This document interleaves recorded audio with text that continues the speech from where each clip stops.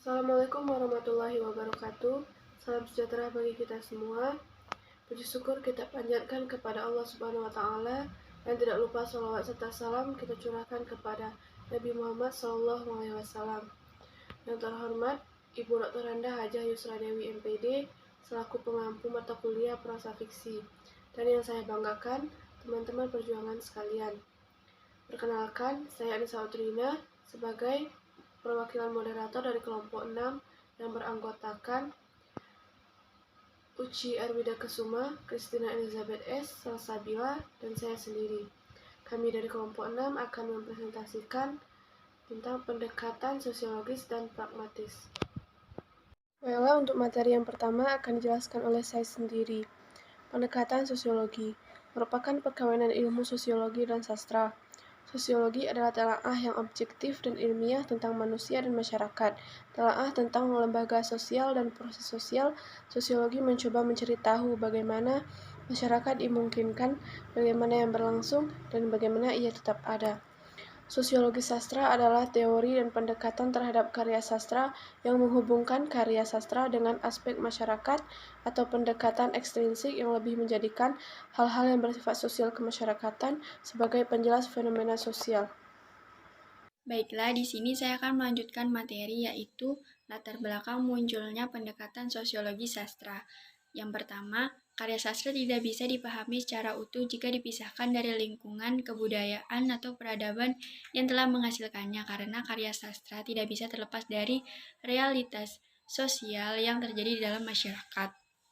Yang kedua, Djoko Damono mengemukakan bahwa sastra tidak jatuh begitu saja dari lainnya, tetapi ada hubungan antara sastrawan, karya sastra, dan masyarakat.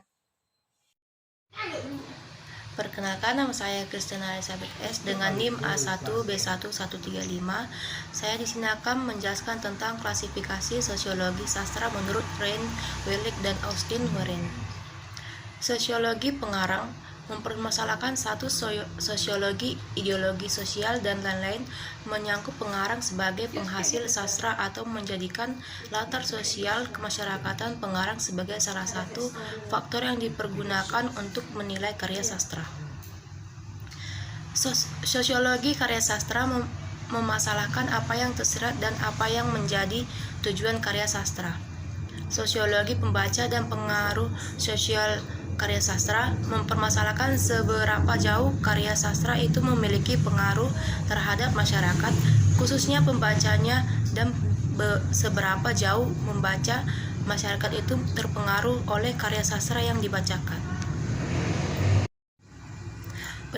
Pendekatan sosiologis bertolak dari asumsi bahwa sastra merupakan pencerminan kehidupan masyarakat.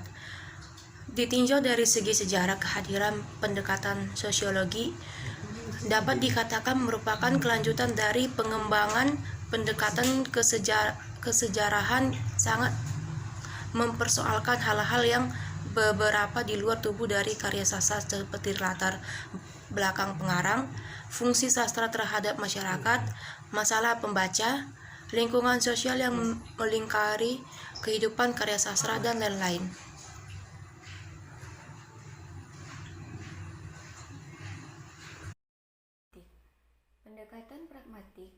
Pendekatan pragmatik adalah pendekatan yang ingin memperlihatkan kesan dan penerimaan pembaca terhadap karya sastra baik dalam satu zaman maupun sepanjang zaman. Pendekatan yang memandang karya sastra sebagai sarana untuk menyampaikan tujuan tertentu kepada pembaca karya sastra pembaca. Kelemahan cenderung menilai karya sastra menurut keberhasilannya dalam mencapai tujuan tertentu kepada pembaca. Pada dasarnya, dalam pendekatan ini, karya sastra hanya dianggap sebagai sarana untuk menyampaikan tujuan atau fungsi kepada pembaca sehingga pembaca pemahaman terhadapnya ditekankan pada tujuan-tujuan, fungsi-fungsi atau nilai-nilainya hendak disampaikan oleh karya kepada pembaca jika dikaitkan dengan pandangan Horace yang mengatakan bahwa fungsi sastra adalah gabungan dari dulce, manis, menyenangkan, dan utik, berguna, bermanfaat, Penelitian terhadap tujuan atau fungsi sastra cenderung mengarahkan pada fungsi utile bukan dulce.